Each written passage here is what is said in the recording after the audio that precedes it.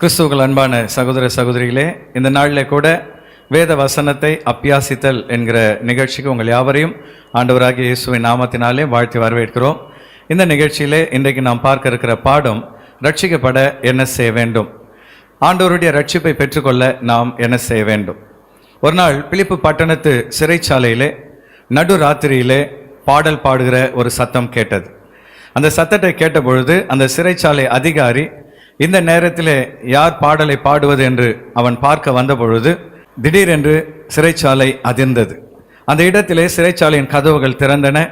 அதை பார்த்த பொழுது அந்த சிறைச்சாலை அதிகாரி பயந்து போய் கைதிகள் எல்லாரும் தப்பித்து ஓடிவிட்டார்கள் என்று நினைத்து அரசாங்கத்துக்கு பதில் சொல்ல பயந்து தன்னைத்தானே தற்கொலை செய்து மாய்த்து கொள்ள அவன் நினைத்த பொழுது உள்ளே இருந்து பவுலும் சீலாவும் அவனை நோக்கி சத்தமிட்டார்கள், நீ தற்கொலை செய்து கொள்ள வேண்டாம், கைதிகள் ஒருவரும் தப்பித்து போகவில்லை, எல்லாரும் உள்ளேதான் இருக்கிறோம் என்று சொன்ன பொழுது அந்த சிறைச்சாலைக்காரன் பயந்து, இவர்கள் எப்படிப்பட்டவர்கள், சிறைச்சாலை திறந்த போது கூட தப்பித்து ஓடாமல் இருக்கிறார்களே, அப்படி என்றால் இவர்கள் வணங்குகிற தெய்வம் உண்மையிலேயே வல்லமையான தெய்வம் என்று உணர்ந்து அவர்கள் கால்களில் வந்து விழுந்து, ஆண்டவமாரே நான் ரட்சிக்கப்பட என்ன செய்ய வேண்டும் என்று கேட்டான்.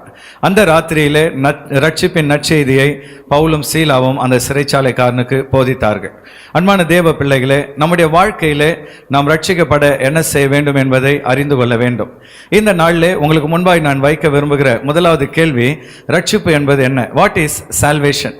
ரட்சிப்பு என்பது தேவ கோபாக்கினையிலிருந்து விடுதலையை பெற்றுக்கொள்ளுதல்.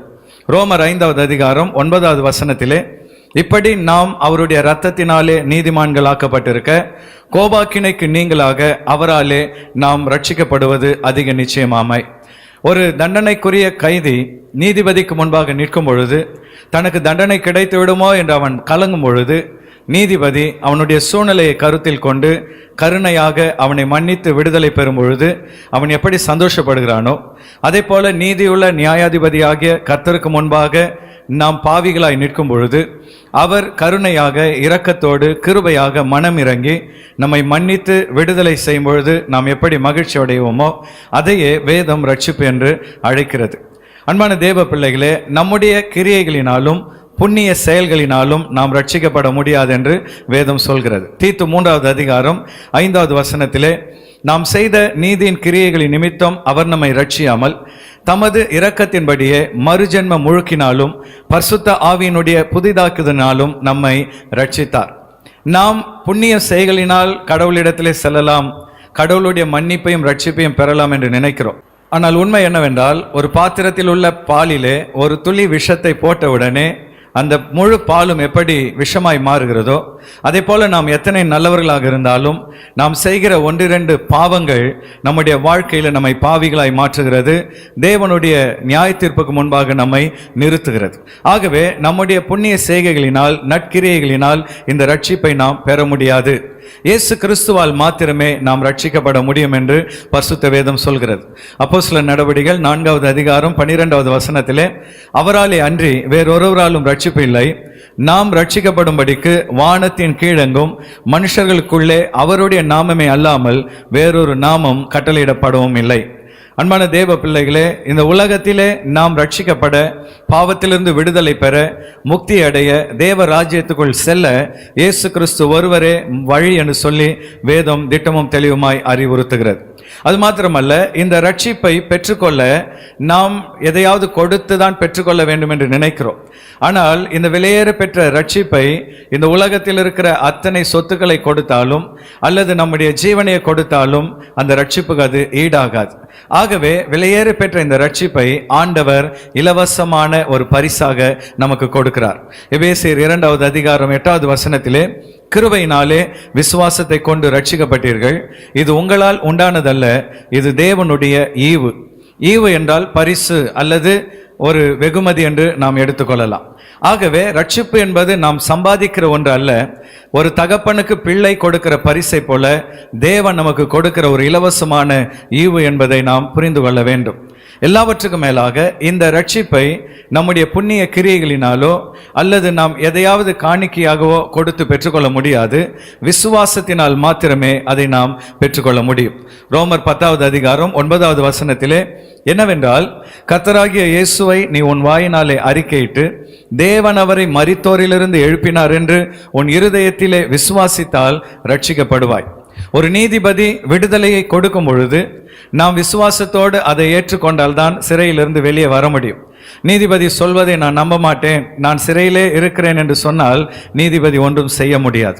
அதே போல ஆண்டவர் இயேசு கிறிஸ்து தம்முடைய இரத்தத்தினாலே நமக்கு ரட்சிப்பை, விடுதலையை இலவசமாக கொடுக்கிறார்.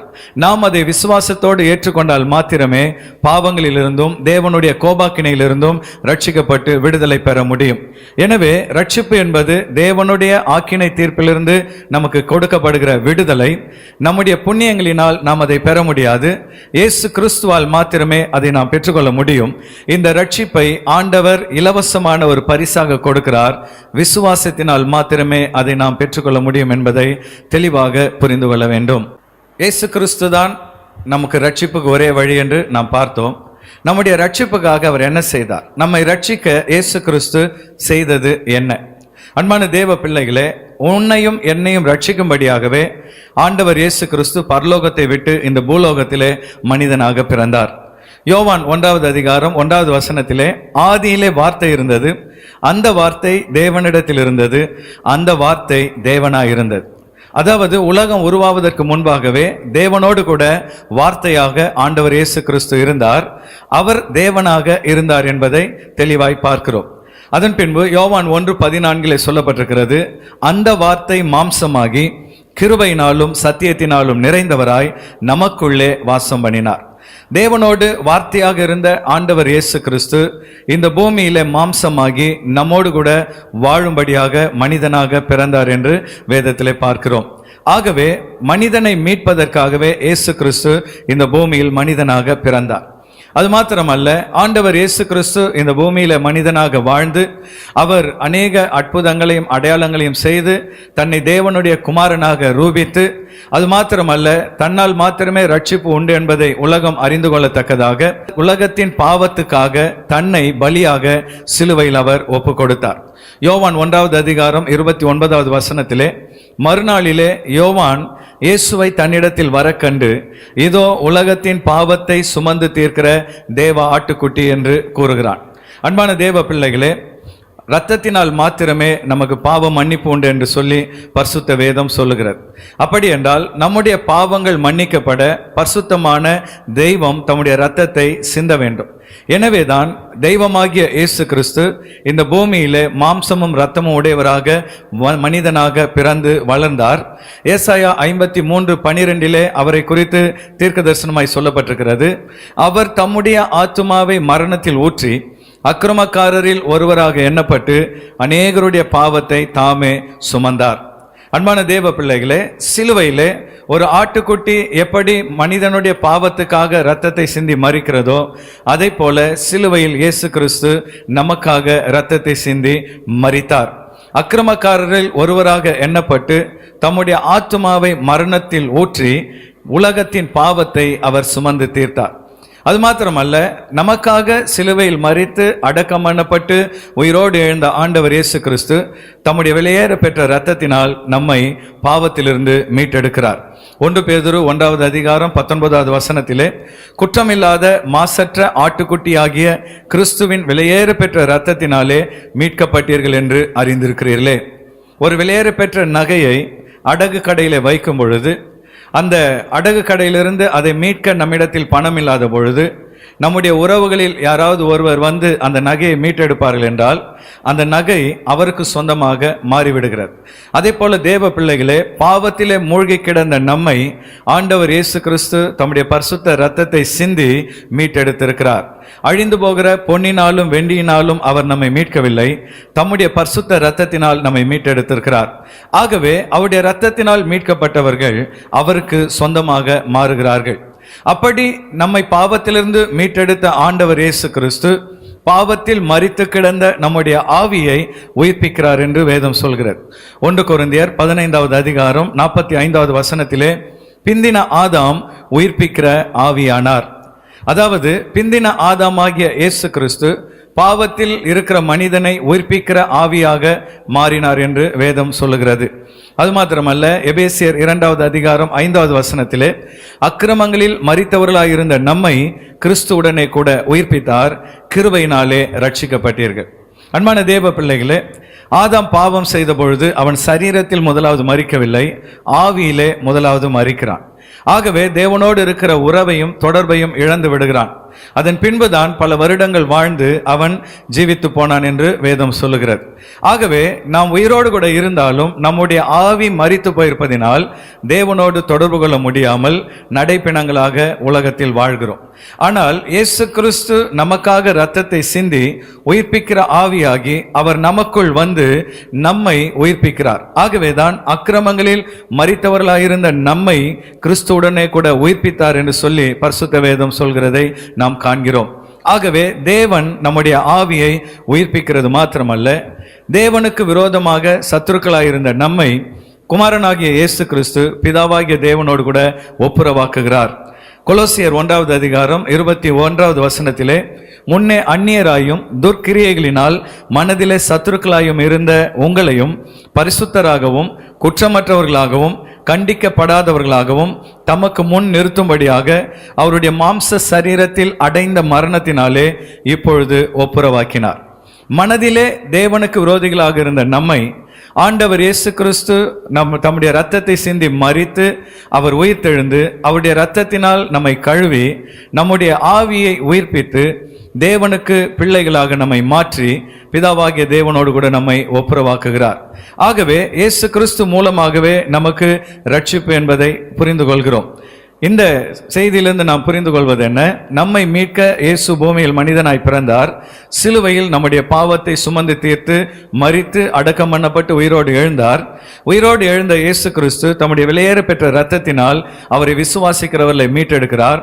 அவர்களை மீட்டெடுத்து பாவத்தில் மரித்த நம்முடைய ஆவியை உயிர்ப்பித்து பிதாவாகிய தேவனோடு கூட ஒரு தொடர்பை ஒப்புரவாக்கி அவருடைய பிள்ளைகளாக நம்மை மாற்றி அவரோடு கூட ஒரு புதிய உறவையும் ஏற்படுத்தி கொடுக்கிறார்.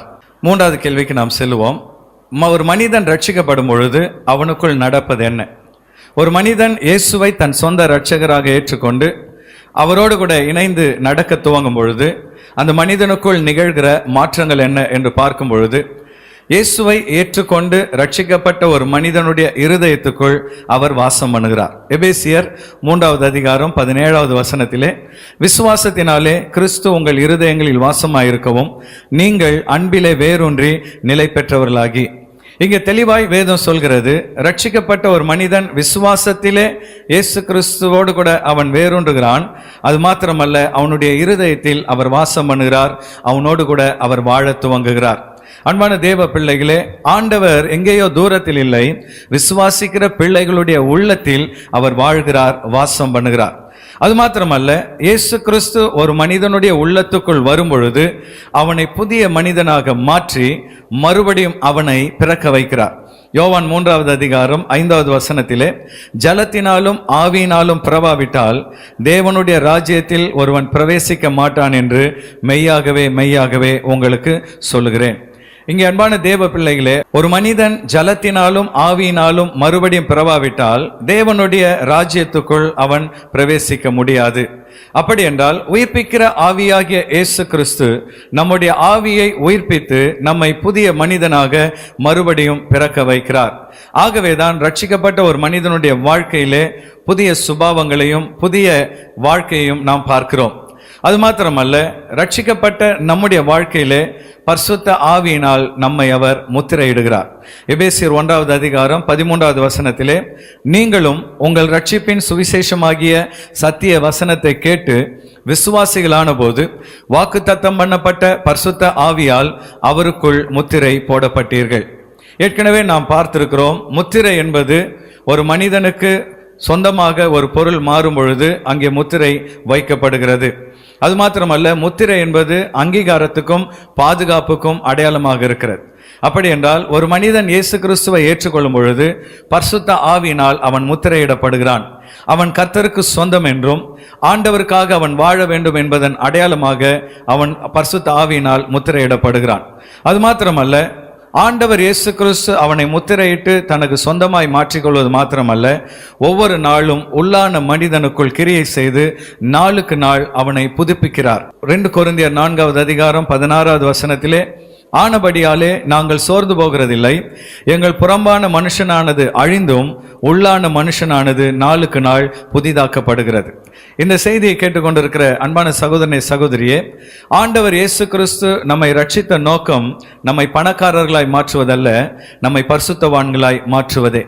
ஆண்டவர் இயேசு கிறிஸ்துவின் நோக்கம் இந்த பூமியிலேயே நிரந்தரமாய் நம்மை வாழ வைப்பதல்ல, ஒரு நித்திய வாழ்க்கைக்கு நம்மை ஆயத்தப்படுத்துவதே. ஆகவேதான் கர்த்தர் நம்முடைய சுபாவங்களை, நம்முடைய சிந்தனைகளை நாளுக்கு நாள் மாற்றி புதிதாக்குகிறார். அதற்காகவே சில நேரங்களிலே நம்முடைய வாழ்க்கையிலே சில பாடுகளையும் உபத்திரவங்களையும் அனுமதிக்கிறார். ஆனால் அவைகள் நம்மை அழிப்பதற்கல்ல, புதிதாக நம்மை உருமாற்றுவதற்காக. எப்படி ஒரு பொன் அது பரிசுத்தப்படுத்தப்படுகிறதோ நெருப்பில் இடப்பட்டு, அதே போல நம்முடைய விசுவாசத்தையும் நம்முடைய வாழ்க்கையையும் ஆண்டவர் நாளுக்கு நாள் புதுப்பிக்கிறார். அது மாத்திரமல்ல, முதலாவது நம்முடைய ஆவியை உயிர்ப்பிக்கிற ஆண்டவர், அடுத்து நம்முடைய ஆத்துமாவை மறுபம் படுத்தி புதிதாக்குகிற கர்த்தர், கடைசியாக அவருடைய ரகசிய வருகையின் பொழுது நம்முடைய சரீரத்தை மறுபமாக்குவார். பிலிப்பியர் 3:21 அவர் எல்லாவற்றையும் தமக்கு கீழ்ப்படுத்திக் கொள்ளத்தக்கதாக தம்முடைய வல்லமையான செயலின்படியே நம்முடைய அற்பமான சரீரத்தை தம்முடைய மகிமையான சரீரத்துக்கு ஒப்பாக மறுபமாக்குவார். அன்பான தேவ பிள்ளைகளே, இந்த சரீரம் கிறிஸ்துவின் வருகையில் மறுபமாக்கப்படும். அதுவரை மாம்சமும் இரத்தமும் உள்ள இந்த சரீரத்துக்குரிய பலவீனங்கள் நிச்சயமாய் வரும். நோய்கள் சில நேரத்தில் வரலாம், சோர்வுகள் வரலாம். ஆனால் அதை கண்டு நீங்கள் சோர்ந்து போய் விடாதிருங்கள். இந்த சரீரம் ஒரு நாள் மகிமையான சரீரமாக உருமாற்றப்படும். ஆக ஒரு மனிதன் ரட்சிக்கப்படும் பொழுது முதலாவது கர்த்தர் அவன் இருதயத்தில் வாசம் பண்ணி அவனை புதிய மனிதனாக மறுபிறப்பு அடைய பண்ணுகிறார். அது மாத்திரமல்ல, அவனை பரிசுத்த ஆவியினால் முத்திரையிட்டு தனக்கு சொந்தமாக்கி கொண்டு உள்ளான மனிதனை நாளுக்கு நாள் புதிதாக்குகிறார். அது மாத்திரமல்ல, அவருடைய வருகையின் பொழுது அந்த ரட்சிக்கப்பட்ட மனிதனுடைய சரீரத்தை மறுபமாக்கி தம்மோடு கூட நித்தியமாய் அவர் எடுத்துக்கொள்வார் என்பதை வேதம் தெளிவாக நமக்கு விளக்குகிறது. 4வது கேள்விக்கு நாம் செல்வோம். ரட்சிப்பினால் ஏற்படுகிற நன்மைகள் என்ன? ரட்சிப்பின் முக்கியத்துவம் என்ன? நான் ஏன் ரட்சிக்கப்பட வேண்டும்? ரட்சிக்கப்பட்டால் எனக்கு என்ன கிடைக்கும் என்று கேட்பீர்கள் என்றால், தேவ பிள்ளைகளே, ரட்சிக்கப்பட்ட ஒரு மனிதனுடைய வாழ்க்கையிலே முதலாவதாக புதிய சுபாவத்தை கர்த்தர் தருகிறார். 2 கொரிந்தியர் 5:17 இப்படி இருக்க ஒருவன் கிறிஸ்துவுக்குள் இருந்தால் புது சிருஷ்டியாயிருக்கிறான், பழையவைகள் ஒழிந்து போயின, எல்லாம் புதிதாயின. ஒரு மனிதன் ரட்சிக்கப்படும் பொழுது இயேசு கிறிஸ்து அவனுக்குள் வந்து பரிசுத்த ஆவியினால் அவனை முத்திரையிடும் பொழுது அவனுடைய பழைய பாவ சுபாவங்களை மாற்றி புத்தம் புதிய மனிதனாக கர்த்தர் அவனை புதிய சிருஷ்டியாக மாற்றுகிறார். இரண்டாவதாக, ரட்சிக்கப்பட்ட ஒரு மனிதன் புதிய நீதியை பெறுகிறான். ரோமர் 3:24 இலவசமாய் அவருடைய கிருபையினாலே கிறிஸ்து இயேசுவில் உள்ள மீட்பை கொண்டு நீதிமான்களாக்கப்படுகிறார்கள். ஒருவேளை உலகம் நம்மை பாவியாய் பார்க்கலாம், உலகம் நம்மை மோசமானவர்களாக பார்க்கலாம். ஆனால் இயேசு கிறிஸ்து நம்முடைய வாழ்க்கையில் வரும்பொழுது உள்ளான மனிதனை அவர் மாற்றி நம்மை நீதிமான்களாக மாற்றுகிறார். கர்த்தர் ரட்சிக்கப்பட்ட தம்முடைய பிள்ளைகளை ஒரு நாளும் பழைய பாவத்தை வைத்து கணக்கிடுவதில்லை. புதிய மனிதனாக, நீதிமானாக கர்த்தர் நம்மை பார்க்கிறார். அது மாத்திரமல்ல, தேவ பிள்ளைகளே, ரட்சிக்கப்பட்ட ஒரு மனிதனுக்கு புதிய குடும்பத்தை கர்த்தர் தருகிறார். 1 தீமோத்தேயு 3:15 தாமதிப்பேனாகில் தேவனுடைய வீட்டிலே நடக்க வேண்டிய வகையை நீ அறியும்படி இவைகளை உனக்கு எழுதுகிறேன். அந்த வீடு ஜீவனுள்ள தேவனுடைய சபையாய் சத்தியத்துக்கு தூணும் ஆதாரமாய் இருக்கிறது. ரட்சிக்கப்பட்ட ஒரு மனிதனுக்கு ஒரு புதிய குடும்பத்தை, புதிய வீட்டை கர்த்தர் தருகிறார். அதுதான் சபை. புதிதாய் பிறந்த ஒரு குழந்தை வளர்வதற்கு எப்படி ஒரு குடும்பம் தேவையோ, அதே போல புதிதாய் ரட்சிக்கப்பட்ட ஒரு மனிதன் ஆவியிலே வளர, சத்தியத்திலே வளர அவனுக்கு சபையாகிய குடும்பம் அவசியமாக இருக்கிறது. இந்த செய்தியை கேட்டுக்கொண்டிருக்கிற சகோதரனே, சகோதரியே, இதுவரை எந்த சபைக்கும் செல்லாமல் நீ இருப்பாய் என்றால், உன் வீட்டு அருகில் இருக்கிற ஒரு நல்ல ஆவிக்குரிய சபையாக பார்த்து அந்த சபையோடு ஐக்கியம் கொண்டு ஒவ்வொரு நாளும் ஆவிக்குரிய வாழ்க்கையில் நீ வளரும்படி கர்த்தர் உன்னை அழைக்கிறார். ஆகவே ரட்சிக்கப்பட்ட மனிதனுக்கு புதிய குடும்பமாகிய சபையை தருகிறார். அது மாத்திரமல்ல, அவனுக்குள் ஒரு புதிய வல்லமையை கர்த்தர் வைக்கிறார். அப்போஸ்தலர் நடவடிக்கைகள் 1வது அதிகாரம் 8வது வசனத்திலே, பரிசுத்த ஆவி உங்களிடத்தில் வரும்போது நீங்கள் பலன் அடைந்து பூமியின் கடைசி பரியந்தம் எனக்கு சாட்சிகளாக இருப்பீர்கள். இங்கே ஒரு மனிதன் ரட்சிக்கப்பட்ட உடனே பரிசுத்தாவின் பலனை, வல்லமையை கர்த்தர் அவனுக்கு தருகிறார். ஒருவேளை அவன் மாம்சத்துக்கு அடிமையாக இருந்து பாவத்தில் விழுந்து கிடக்கலாம். ஆனால் ஆவியானவர் அவனுக்குள் வரும் பொழுது அவனை பலப்படுத்தி பாவ வாழ்க்கையிலிருந்து அவனை மீட்டெடுத்து பரிசுத்த வாழ்க்கை வாழ சாட்சியாக நிற்க கர்த்தர் அவனுக்கு பலன் தருகிறார். அது மாத்திரமல்ல, ரட்சிக்கப்பட்ட ஒரு மனிதனுக்குள் புதிய நிச்சயத்தை கர்த்தர் தருகிறார். ரோமர் 8வது அதிகாரம் 16வது வசனத்திலே, நாம் தேவனுடைய பிள்ளைகளாய் இருக்கிறோம் என்று ஆவியானவர் தாமே நம்முடைய ஆவியினுடனே கூட சாட்சி கொடுக்கிறார். அன்பான தேவ பிள்ளையே, நாம் ரட்சிக்கப்பட்டிருக்கிறோம், நாம் தேவனுடைய பிள்ளையாக இருக்கிறோம் என்று நம்முடைய மனசாட்சி நமக்கு சாட்சியாக இருக்கிறது. பரிசுத்த ஆவியானவர் நம்மோடு கூட இணைந்து சாட்சி கொடுக்கிறார். ஆவியானவர் நமக்குள் கிரியை செய்யும் பொழுது, நம்முடைய கனிகள் வெளிப்படும் பொழுது நாம் தேவனுடைய பிள்ளைகள் என்பதை மற்றவர்கள் அறிந்து கொள்ள அது உதவியாக இருக்கிறது. ஆகவே ஏன் ரட்சிக்கப்பட வேண்டும்? ரட்சிப்பின் நன்மை என்ன என்று பார்க்கும் பொழுது, புதிய சுபாவத்தை பெற, புதிய நீதியை பெற, புதிய குடும்பத்தை பெற, புதிய வல்லமையை பெற, புதிய நிச்சயத்தை பெற ஒரு மனிதனுக்கு ரட்சிப்பு மிக மிக அவசியமாகும். கடைசி கேள்வி, ஒரு கிறிஸ்தவன் ரட்சிப்பை இழக்க முடியுமா? ஒரு சிலர் சொல்லுகிறார்கள், ஒரு முறை ரட்சிக்கப்பட்டால் அது நிரந்தரம், அதன் பின்பு நாம் ரட்சிப்பை இழக்க முடியாதென்று. அதற்கு முன்பாக ஒரு மனிதன் கிறிஸ்தவன் என்பதை எப்படி நாம் அறிந்து கொள்கிறோம் என்பது முக்கியம். ஒரு கிறிஸ்தவ குடும்பத்தில் பிறப்பதினாலோ, அல்லது ஒரு கிறிஸ்தவ பெயரை வைத்திருப்பதினாலோ, அல்லது ஒரு கிறிஸ்தவ சபைக்கு போவதினாலோ ஒரு மனிதன் கிறிஸ்தவனாக மாறிவிடுவதில்லை. இயேசு கிறிஸ்துவை விசுவாசித்து தன் பாவங்களை அறிக்கையிட்டு மனம் திரும்பி அவருடைய இரத்தத்தினால் கழுவப்பட்டு மறுபடி பிறந்து இயேசு கிறிஸ்துவுக்காக வாழ்கிறவனே ரட்சிக்கப்பட்டவன். ஆகவே தேவ பிள்ளைகளே, ஒரு மனிதன் ரட்சிப்பை இழக்க முடியுமா என்று பார்க்கும் பொழுது அந்த மனிதன் எப்படிப்பட்டவன் என்பதை முதலாவது புரிந்து கொள்ள வேண்டும். வேதத்திலே 3 வகையான மனிதர்களை குறித்து சொல்லப்பட்டிருக்கிறது. அதில் முதலாவது வகை மனிதன் ஜென்ம சுபாவ மனிதன், த நேச்சுரல் மேன், உலக பிரகாரமான ஒரு மனிதன். இந்த உலக பிரகாரமான மனிதனுக்கு ஆவிக்குரிய காரியங்கள் பைத்தியமாக தோன்றும். 1 கொரிந்தியர் 2வது அதிகாரம் 14வது வசனத்திலே, ஜென்ம சுபாவமான மனுஷனோ தேவனுடைய ஆவிக்குரியவைகளை ஏற்றுக்கொள்ள மாட்டான், அவைகள் அவனுக்கு பைத்தியமாக தோன்றும். சபைக்கு போவதும், ஆண்டவரை தொழுது கொள்வதும், கர்த்தருக்காக வாழ்வதும் பைத்தியம் என்று அவன் நினைப்பான். அது மாத்திரமல்ல, இந்த ஜென்ம சுபாவ மனிதன் மாம்சத்தினால் நடத்தப்படுவான். 1 யோவான் 2வது அதிகாரம் 16வது வசனத்திலே, ஏனெனில் மாம்சத்தின் இச்சையும் கண்களின் இச்சையும் ஜீவனத்தின் பெருமையுமாகிய உலகத்தில் உண்டானவைகள் எல்லாம் பிதாவினால் உண்டானவைகள் அல்ல, அவைகள் உலகத்தில் உண்டானவைகள். இந்த உலகத்தினால் உண்டான மாம்ச இச்சையும் கண்களின் இச்சையும் வாழ்க்கையை குறித்த பெருமையும் அவனை நடத்தும். தேவனை குறித்து அறிந்து கொள்ள அவன் விரும்ப மாட்டான். அவை அவனுக்கு பைத்தியமாக தோன்றும். இப்படி ஜென்ம சுபாவ மனிதனாக உலக பிரகாரமாக வாழ்கிற ஒரு மனிதன் கிறிஸ்தவனாக இருந்தாலும் நிச்சயமாக அவனுக்கு நித்திய ஆக்கினை உண்டு. யோவான் 3வது அதிகாரம் 36வது வசனத்திலே, குமாரனிடத்தில் விசுவாசமாயிருக்கிறவன் நித்திய ஜீவனை உடையவனாயிருக்கிறான், குமாரனை விசுவாசியாதவனோ ஜீவனை காண்பதில்லை. தேவனுடைய கோபம் அவன் மேல் நிலை நிற்கும். ஒருவேளை கிறிஸ்தவ குடும்பத்தில் நீங்கள் பிறந்திருந்தாலும், கிறிஸ்தவ பெயரை வைத்திருந்தாலும், பெயருக்கு ஒரு சபைக்கு போய் கொண்டிருந்தாலும், கிறிஸ்துவை விசுவாசியாவிட்டால் ஆவிக்குரிய காரியங்கள் உங்களுக்கு பைத்தியமாய் தோன்றும் என்றால் வேதம் தெளிவாய் எச்சரிக்கிறது, தேவனுடைய கோபம் உங்கள் மேல் நிலை நிற்கும். இப்படிப்பட்டவர்கள் ரட்சிக்கப்படவே இல்லை. ஆகவே அவர்கள் நிச்சயமாக நித்திய அழிவுக்கு கடந்து செல்வார்கள்.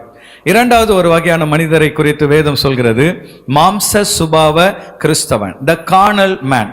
இவன் கிறிஸ்தவன், ஆனால் மாம்சத்தினால் நடத்தப்படுபவன், ஆவிக்குரிய முதிர்ச்சி இல்லாத குழந்தை விசுவாசி. 1 கொரிந்தியர் 3வது அதிகாரம் 1வது வசனத்திலே, மேலும் சகோதரரே, நான் உங்களை ஆவிக்குரியவர்கள் என்று எண்ணி உங்களுடனே பேசக்கூடாமல் மாம்சத்துக்குரியவர்கள் என்றும் கிறிஸ்துவுக்குள் குழந்தைகள் என்றும் எண்ணி பேச வேண்டியதாயிற்று. இவர்கள் சபைக்கு போவார்கள், ஊழியம் செய்வார்கள், ஆனால் சுபாவத்திலே மாற்றம் இருக்காது. அவர்கள் முதிர்ச்சியற்ற பக்குவமற்ற விசுவாசிகளாக காணப்படுவார்கள். இவர்களுக்குள்ளே குழந்தைத்தனமான சுபாவங்கள் இருக்கும். 1 கொரிந்தியர் 3வது அதிகாரம் 3வது வசனத்திலே, பொறாமையும் வாக்குவாதமும் பேதங்களும் உங்களுக்குள் இருக்கிறபடியால் நீங்கள் மாம்சத்துக்குரியவர்களாய் இருந்து மனுஷ மார்க்கமாய் நடக்கிறீர்கள் அல்லவா. இந்த கிறிஸ்தவர்கள் அவர்கள் சபைக்கு போவார்கள், ஆனால் பொறாமை அவர்களுக்குள் இருக்கும், வாக்குவாதங்கள் சண்டைகள் அவர்களுக்குள் இருக்கும், பேதகங்கள் பிரிவினைகள், ஒரு சகோதரனோடு இன்னொரு சகோதரன் ஒத்து போகாமல் ஒருவரை குறித்து ஒருவர் குறை சொல்லிக்கொண்டு குற்றம் சொல்லிக்கொண்டு பிரிவினைகளோடு இவர்கள் வாழ்வார்கள். இவர்கள் மாம்ச பிரகாரமான ஆவியில் முதிர்ச்சியற்ற கிறிஸ்தவர்கள். இவர்களுக்கு என்ன நடக்கும் என்றால், ஆண்டவருடைய ரகசிய வருகையில் இவர்கள் கைவிடப்படுவார்கள். மத்தேயு 24வது அதிகாரம் 40வது வசனத்திலே, அப்பொழுது 2 பேர் வயலில் இருப்பார்கள், ஒருவன் ஏற்றுக்கொள்ளப்படுவான், ஒருவன் கைவிடப்படுவான். நாங்கள் சபைக்கு போனோம், தீர்க்க தரிசனம் சொன்னோம், அற்புதங்கள் செய்தோம், ஊழியம் செய்தோம், காணிக்கை கொடுத்தோம், எல்லாம் செய்வார்கள். ஆனால் ஆண்டவர் வருகையின் பொழுது சொல்வார், உங்களை அறியேன், அப்பாலே போங்கள் என்று சொல்லி இவர்களை அனுப்பி விடுவார். அன்பான தேவ பிள்ளையே, ஆக மாம்ச கிறிஸ்தவனாய் வாழ்கிறவன் அவன் தன் ரட்சிப்பை இழக்க வாய்ப்புகள் அதிகம். ஆனால் 3வது வகையான ஒரு கிறிஸ்தவனை குறித்து வேதம் சொல்கிறது, அவன்தான் ஆவிக்குரிய கிறிஸ்தவன், த ஸ்பிரிச்சுவல் மேன்.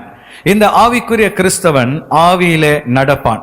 ரோமர் 8வது அதிகாரம் 5வது வசனத்திலே, அன்றியும் மாம்சத்தின்படி நடக்கிறவர்கள் மாம்சத்துக்குரியவைகளை சிந்திக்கிறார்கள், ஆவியின்படி நடக்கிறவர்கள் ஆவிக்குரியவைகளை சிந்திப்பார்கள். இந்த ஆவிக்குரிய விசுவாசிகளுடைய சிந்தனை எப்பொழுதும் ஆவிக்குரியவைகளாக இருக்கும். அவர்களுக்குள் பொறாமை இருக்காது, சண்டை இருக்காது, வாக்குவாதம் இருக்காது, பிரிவினைகள் இருக்காது, ஒருவரோடொருவர் ஐக்கியமற்ற நிலைமையில் அவர்கள் காணப்பட மாட்டார்கள். அவர்கள் யாவரோடும் ஐக்கியமாக சமாதானமாக இருப்பார்கள். ஆவியானவருடைய நடத்துதலுக்கு தங்களை ஒப்பு கொடுப்பார்கள். அது மாத்திரமல்ல, இந்த ஆவிக்குரியவர்கள் எல்லாவற்றையும் நிதானிக்கிறவர்கள். 1 கொரிந்தியர் 2வது அதிகாரம் 15வது வசனத்திலே, ஆவிக்குரியவன் எல்லாவற்றையும் ஆராய்ந்து நிதானிக்கிறான், ஆனாலும் அவன் மற்றொருவனாலும் ஆராய்ந்து நிதானிக்கப்படான். இந்த ஆவிக்குரியவனுடைய வழிகள் மாம்சத்துக்குரியவர்களுக்கு புரியாது. எளிதிலே எல்லாரையும் மன்னித்து விடுவார்கள், கோபப்பட மாட்டார்கள். அவர்கள் சில வேளைகளிலே தங்களுக்குரியதை தியாகமாய் கர்த்தருக்காக கொடுப்பார்கள். இதை பார்க்கும் பொழுது மாம்சத்துக்குரியவர்களுக்கு ஏன் இப்படி செய்கிறாய், ஏன் இப்படி வாழ்கிறாய் என்று சொல்லி ஆச்சரியப்படுவார்கள். அவர்களை மாம்சத்துக்குரியவர்கள் புரிந்து கொள்ள முடியாது. ஆனால் தேவ பிள்ளைகளே, ஆவிக்குரியவர்கள் சகலத்தையும் நிதானிப்பார்கள். அவர்களுடைய பார்வை பூமிக்குரியதாய் இருக்காது, அவளுடைய பார்வை நித்தியத்துக்குரியதாய் காணப்படும். அவர்கள் தற்காலிக காரியங்களிலே கவனம் செலுத்த மாட்டார்கள், நித்தியத்துக்கு அடுத்த தேவ ராஜ்யத்துக்கு அடுத்தவைகளிலே கவனமாயிருப்பார்கள். இப்படிப்பட்ட ஆவிக்குரிய கிறிஸ்தவர்களை குறித்து வேதம் சொல்கிறது, இவர்களுக்கு ஆக்கினை தீர்ப்பு இல்லை. ரோமர் 8வது அதிகாரம் 1வது வசனத்திலே, ஆனபடியால் கிறிஸ்து இயேசுவுக்கு உட்பட்டவர்களாய் இருந்து மாம்சத்தின்படி நடவாமல் ஆவியின்படியே நடக்கிறவர்களுக்கு ஆக்கினை தீர்ப்பு இல்லை. அன்பான தேவ பிள்ளைகளே, ஒரு மனிதன் ரட்சிக்கப்பட்ட பின்பு ரட்சிப்பை இழக்க முடியுமா என்றால், நிச்சயமாக உண்மையாய் ரட்சிக்கப்பட்டு ஆவியில் நடக்கிறவர்கள் ரட்சிப்பை ஒருபோதும் இழக்க மாட்டார்கள். ஆனால் பெயருக்கு ரட்சிக்கப்பட்டு பெயருக்கு சபைக்கு போய் பெயருக்கு ஜெபம் பண்ணி ஊழியத்தை செய்து மாம்சத்திலே வாழ்கிறவர்கள் நிச்சயமாக வருகையில் கைவிடப்படுவார்கள். ஆனால் ஜென்ம சுபாவம் உள்ள மனிதனாக இருந்து கர்த்தரை அறிய விருப்பமில்லாமல் ஆண்டவருக்கு அடுத்த காரியங்களை பைத்தியமாய் நினைக்கிறவர்கள் நிச்சயமாக அவர்கள் நித்திய ஆக்கினைக்கு உட்படுவார்கள் என்பதில் சந்தேகமில்லை. இந்த செய்தியை கேட்டுக்கொண்டிருக்கிற அன்பான சகோதரனே, சகோதரியே, நீ ரட்சிக்கப்பட்டிருக்கிறாயா? ரட்சிக்கப்பட்ட நீ மாம்சத்திலே வாழ்ந்து கொண்டிருக்கிறாயா? இன்னும் உனக்குள்ளே பொறாமைகள், போட்டிகள், விட்டு கொடுக்க முடியாத சுபாவங்கள், மற்றவர்களுடைய தவறுகளை மன்னிக்க முடியாத கசப்புகள், வைராக்கியங்கள், சண்டை போடுகிற சுபாவங்கள், ஒருவரோடொருவர் இணங்கி போகாமல் ஒருவர் மேல் ஒருவர் கோபப்பட்டு கொண்டு அல்லது வைராக்கியம் பாராட்டி கொண்டு பிரிவினைகளை வைத்து கொண்டு வாழ்வீர்கள் என்றால் ஆண்டவருடைய வருகையிலே நீங்கள் எப்படி அவரை சந்திப்பீர்கள்? இந்த செய்தியை கேட்கிற இந்த நாளிலே மனம் திரும்பி, ஆண்டவரே, குழந்தைத்தனமான என் சுபாவங்களை மாற்றி நான் ஆவியிலே வளர, ஆவிக்குரிய ஒரு மனிதனாக வாழ்ந்து உம்முடைய வருகையில எப்படியாகிலும் நான் பங்கெடுக்க கர்த்தர் எனக்கு கிருபை தருவீராக என்று உங்களை அர்ப்பணிப்பீர்கள் என்றால் நிச்சயமாய் ஆண்டவர் இந்த நாளிலே உங்களை ஒரு புதிய மனிதனாக மாற்றி அவருடைய ராஜ்யத்தின் பிள்ளைகளாக வாழ கிருபை தருவார் என்பதில் சந்தேகமில்லை. கண்களை மூடி கர்த்தருடைய சமூகத்தில் நாம் ஜெபிக்கலாம். எங்கள் மகா பரிசுத்தமுள்ள நல்ல ஆண்டவரே, இந்த நாளிலே கூட அப்பா, இந்த வார்த்தைகளை கேட்டுக்கொண்டிருக்கிற ஒவ்வொரு சகோதர சகோதரிகளையும் கர்த்தர் ஆசீர்வதிப்பீராக. ஏன் ரட்சிக்கப்பட வேண்டும், எப்படி ரட்சிக்கப்பட வேண்டும், அது மாத்திரமல்ல ரட்சிப்பின் நன்மைகள் என்ன, ரட்சிப்பை நாம் இழந்துவிட முடியுமா என்று பல கேள்விகளுக்கு இந்த நாளிலே ஆண்டவரே உம்முடைய பிள்ளைகள் வசனத்தின் அடிப்படையிலே விடையை அறிந்திருக்கிறார்கள். அப்பா, இந்த செய்தியை கேட்கிற ஒருவரும் உம்முடைய வருகையில கைவிடப்பட்டு விடாதபடி அவர்கள் மாம்சத்தின் பாதையிலிருந்து விலகி ஆவியிலே நடத்தப்பட, ஆவியானவருடைய கட்டுப்பாட்டுக்குள் தங்களை அர்ப்பணிக்க, ஆவிக்குரிய வாழ்க்கையிலே வாழ்ந்து ஆண்டவரே உம்முடைய ராஜ்யத்தை சுதந்திரிக்க கர்த்தர் உதவி செய்வீராக. உம்முடைய ஊழியனாக பிதா குமாரன் பரிசுத்தாவின் நாமத்தினால் உம்முடைய பிள்ளைகளை வாழ்த்துகிறேன், ஆசீர்வதிக்கிறேன். உம்முடைய தெய்வீக செட்டையில காத்துக்கொள்ளும், வழி நடத்தும். இயேசுவின் நாமத்தினால் ஜெபிக்கிறோம் எங்கள் நல்ல பிதாவே. ஆமேன், ஆமேன்.